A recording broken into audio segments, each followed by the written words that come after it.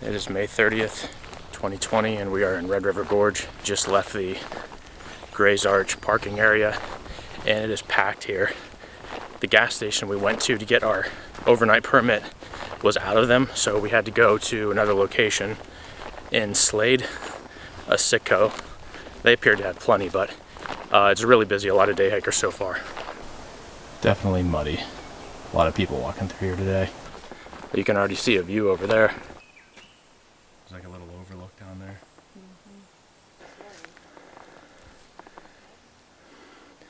This is going to be my first trip without hiking poles. Technically forgot them, although now that I'm filming some of these trips I only carry one anyway. But there's not much elevation gain. I'm trying out new boots. They're the Ultra Lone Peak mid-rise, so it's like the boot version of the Trail Runner, and it's the RSM version, which is rain, snow, and mud, so it's the waterproof version. And so far they feel great. I've actually worn Ultra shoes, like running shoes, for the last 2 years. So I'm kind of used to a zero drop shoe. I've never hiked in a zero drop shoe, except I did try these out on the trails behind our house and did a couple miles in them, and they felt fine. So we'll see how they do out here. I'm hoping we don't have to cross too much water.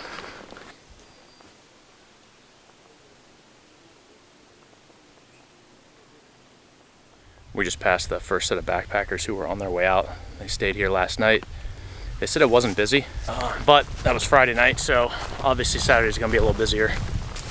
I just got this video, the Rode Video Micro, and I'm glad I did because it's pretty windy, and that's why I got it. It's because I noticed that on the last couple trips, I was getting a lot of wind interference, particularly when I was in an open area, obviously, and the audio was not really salvageable, so I went ahead and got this. I didn't test it out first, so hopefully it's working. But we're gonna be on this trail for the rest of the day and most of tomorrow. I haven't passed any water yet. I did watch Adventure Archives do the same loop, and they passed a ton of water. It's been raining a lot in the last week. I have to think that there's gonna be plenty of water. But I am carrying less water than I usually do. Carrying about a liter and a half. I usually carry 2 liters, sometimes a little bit more, because I don't like to stop frequently for water, but I'm going with a different system now, so.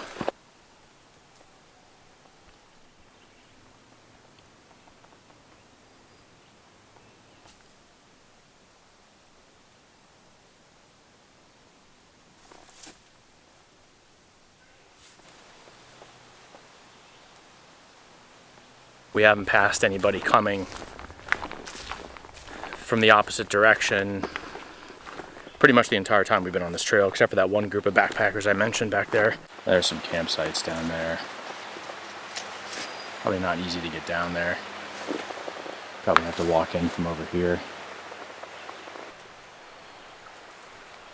So we're going to stop here and get water and test out the Katadyn Be-Free. A filter would be the first time using it.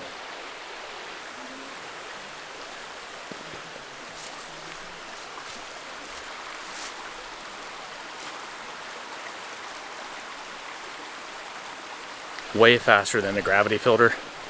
Gravity filter is obviously more convenient for camp because you can just hang it up, obviously, but yeah, that thing for stopping on the trail works well. Here's the very first switchback we did on the whole trail.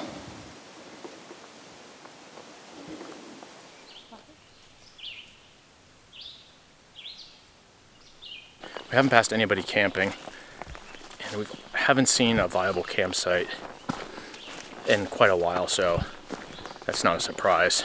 We don't intend to camp here anyway. We're still a little ways away from where we're going to camp.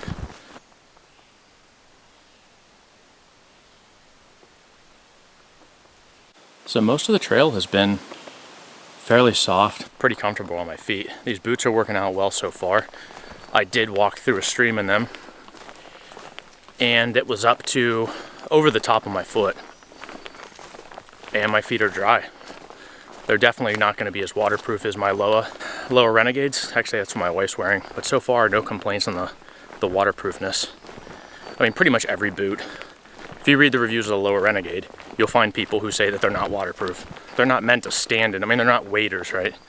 You're not supposed to stand in water. You should be able to for a certain amount of time, but you know, they're meant for like walking through water, not wading in water for a period of time, obviously, but some people I don't think realize that. We just passed a couple headed the opposite direction, and I said, how was it? Did you stay the night? And they said, no, this is going to be our first night. I'm not really sure where they're going to camp. There aren't really any good campsites between here and the trailhead. I mean, there's one, but they're much better in this direction. There's actually a lot of people down here.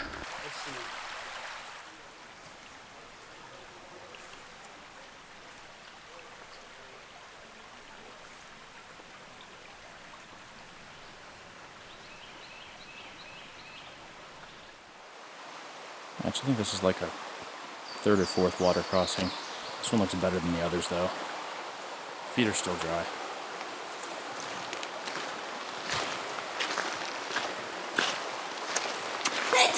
Bless you. Bless you. Like I said, our allergies are terrible.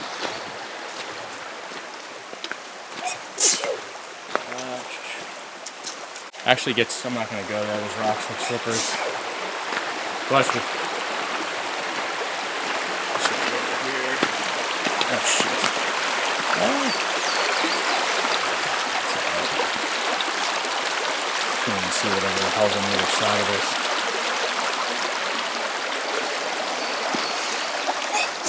Bless you. Hug this tree.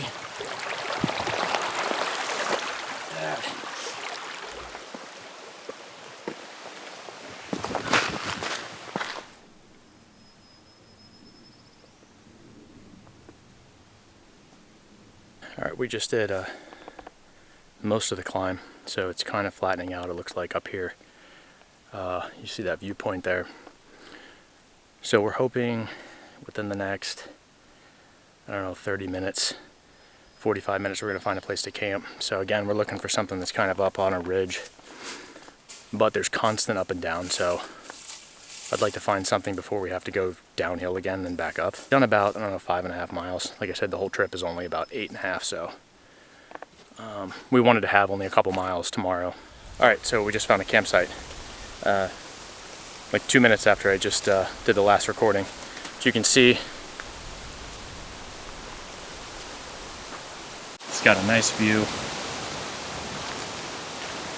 Pretty steep drop right there.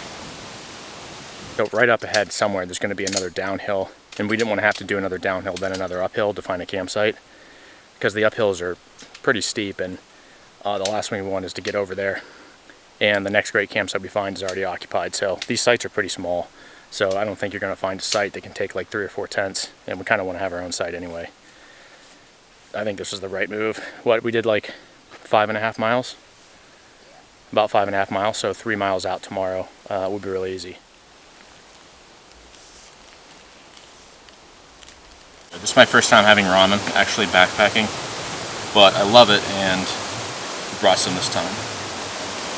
Hopefully this mic is working. It's really windy, and it's a good thing I got this mic before this trip, otherwise you wouldn't be able to hear anything right now. Pad Thai with chicken in Backpacker's Pantry. And one good thing about the ramen cups is obviously you can use them as cups, so normally we just eat out of the packet, but we're actually splitting this meal, so it makes it a lot easier having these. I think we decided against a fire tonight. It's already almost 9 o'clock. You can see the sun's going down. I just don't want to mess with it and then have to worry about putting it out tonight. So tomorrow morning we might make a fire. It's going to be like 50 maybe in the morning. I'd probably enjoy one more tomorrow than I would tonight. Mostly it's just about having to put it out. I don't want to waste any water. Our bear bag is over there. You can't see it, but it's not far from here. It's definitely not the best hang.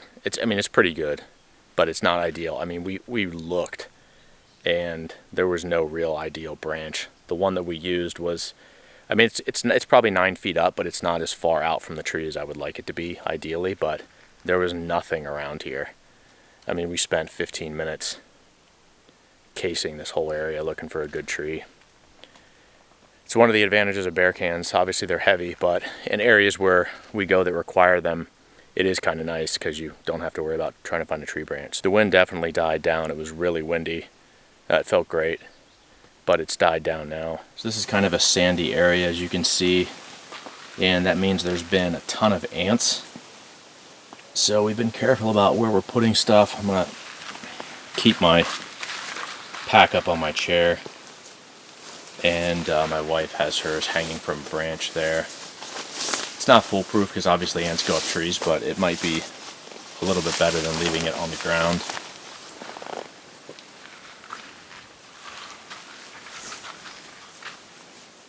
You can hear motorcycles from the campsite, which is really weird because it just looks like a gorge down there. And I don't know where the road is, but it's close enough where you could hear motorcycles, which is not really what you want to hear when you're out in the wilderness. But so this is the holster thing I mentioned in one of my videos. I put the camera on the tripod, the Pedco Ultrapod 2, and it goes right down in here. So this is attached to the waist belt on my pack. This is a Mystery Ranch bear spray holder. So that way I can just pop it in there and I don't have to disconnect the tripod from the camera. So it's pretty convenient. I actually didn't use it this time though because I did not bring any hiking poles. So I had 2 free hands, so I kind of just carried the camera, but it is kind of convenient. There's Velcro on here, and it was kind of abrasive, and it was rubbing up against my shirts. So I just put this. I actually had this soft cotton thing with Velcro, and I just put it on there to cover the abrasive Velcro. I actually have a signal here, a pretty good one. My wife is rocking a 0 degree quilt from UGQ. I'm using the new one I just got, the 30 degree.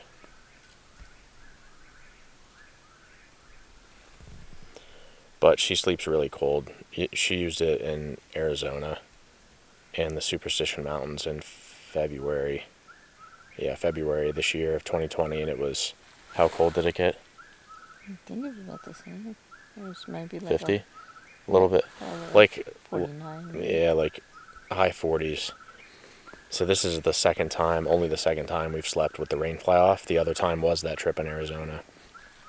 So there's only like a 5% chance of rain tonight, so. And it's just, we were just talking earlier, it's much more pleasant to get in the tent early when you don't have the rain fly on, because you don't just feel like you're in a box. You can kind of see out, and it's going to be a clear night, so we should be able to see some stars.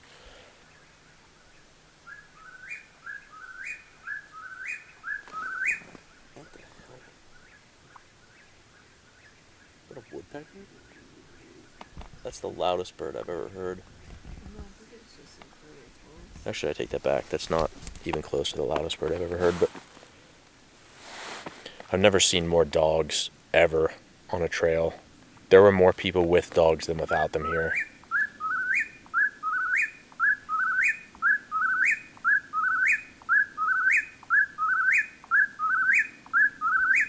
Yeah. It hits.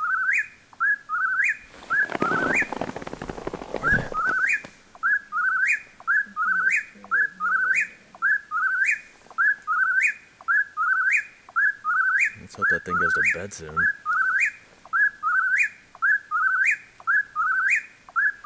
It's a little late. Morning. It's about 5:30. Just got a fire going.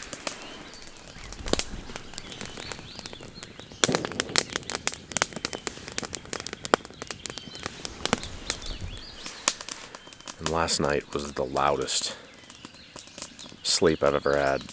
Like, all these noises that you're hearing right now never stopped throughout the entire night. 30 degree quilt was great. And I got the dynamic tension system they have on it, so you can, it makes it cinch up around your neck and on your sides. I didn't have to use it, but I figured I'd get that since it's a 30 degree bag. If I do take it down to close to 30, I would at least have that and be able to cinch it. I did bring 3 pieces of fat wood.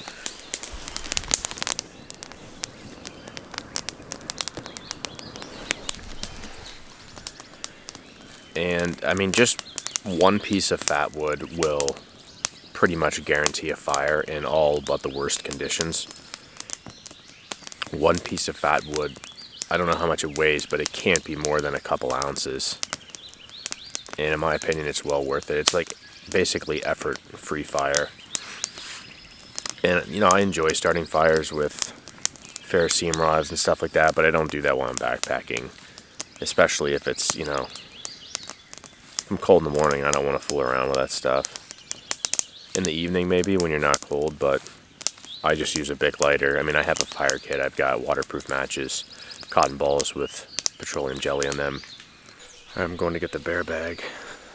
And there it is. At least it's still hanging. So I'll show you what I meant last night when I said it wasn't the best hang in the world. But it was about as good as we could do for what we had to work with.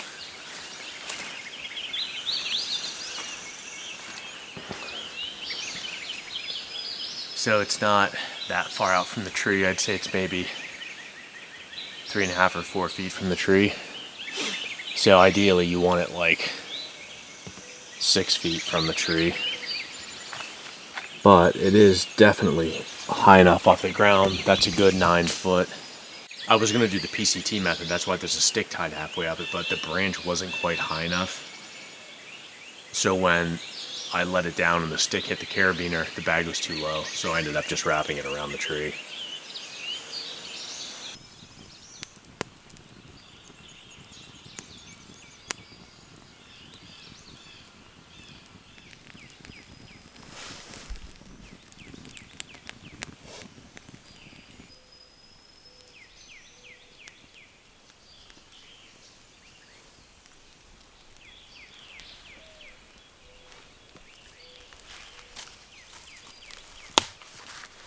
You know, one nice thing about a traditional double wall tent is that, you know, you can sleep with the rain fly off, which is nice. And we've been debating on getting a trekking pole tent for a while now, just for weight savings, but we haven't. And that's one of the downsides of something that's a single wall tent, is you can't, you know, really enjoy the stars. I mean, I know some of the Cuban fiber is pretty thin and can be somewhat transparent. But there's also downsides with that too. So if you want privacy, you can put on a traditional rainfly and you can't really see through it. So that is one of the benefits of sticking with a regular, so to speak, tent. We just haven't, I don't know, we just haven't pulled the trigger yet. It's not really the cost. I mean, yeah, I don't really want to spend that much money on a tent, but I will if I thought it was worth it. But I don't know, it just hasn't. You know, we gave it a lot of consideration, especially during the coronavirus. Z-Packs, oh, they had a small sale, I forget what it was, off of a tent. It was like $50. Other places we looked, I mean, I've looked at every trekking pole tent. You see Gray's Arch? What does it look like? Yeah, we're trying to figure out if we want to hike to Gray's Arch or if we want to kind of cut across back to the car a little sooner. We're trying to get home at a reasonable hour. I think we'll probably end up cutting across. The only thing is that I didn't track that route on my GPS, so I don't really know what the elevation profile is on that other trail. I doubt in this area it's anything extreme. And it's short too. The first turn off where we would cut across looks like it's, I don't know, that trail looks really short. Like a half mile maybe. That trail before we'd be back on the one that we started on. I don't really like to repeat parts of the trail. There is another trail we can cut across that would actually allow us not to repeat anything we did yesterday. That's still shorter than the original route we planned. We might do that. All right, we're just leaving camp. It's 8:04. And not sure which way we're gonna go back. We might cut across. We're just gonna kind of decide as we go. The first thing is gonna be water.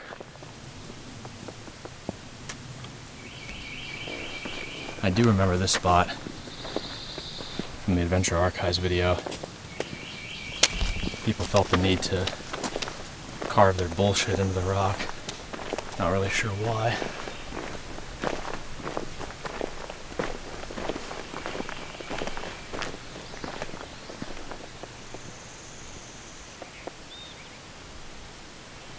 So I have a theory about that. We saw people carving stuff into the rock back there, or what people had carved into the rock. The more effort it takes to get somewhere, the less likely you are to see stuff like that, because the type of individual that you'll be dealing with is completely different. But yeah, the more effort it takes to get somewhere, generally speaking, the better caliber of person you'll be dealing with. Probably more mature, less likely to feel the need to let everybody know who they're dating at the time by carving it into a rock. Okay, so we are actually going to take this shortcut right here. We're right where the gold arrow is. We're going to take this down and hike back the way we came. We didn't start up here, we started down here at Gray's Arch picnic area. We were going to go all the way up around here, but being that we want to get back sooner than later, I think it makes sense just to take the shortcut. The large campsites are here. We've passed several since we left, but they're all down, like in the wooded area. There's been nothing on the ridge. And we already crossed that shortcut, so now we're back on the trail, section of the trail we already hiked. And bad part is that I don't think there's any water between us and the car. There was no water on the first section of the trail, so I don't know if where we cut across is before or after the water source, but my guess is that there's no water between here and the car. The good thing is it's only, how far do you think it is to the car? I don't have my, yeah, it didn't look far. A mile and a quarter, maybe a mile and a half at the most.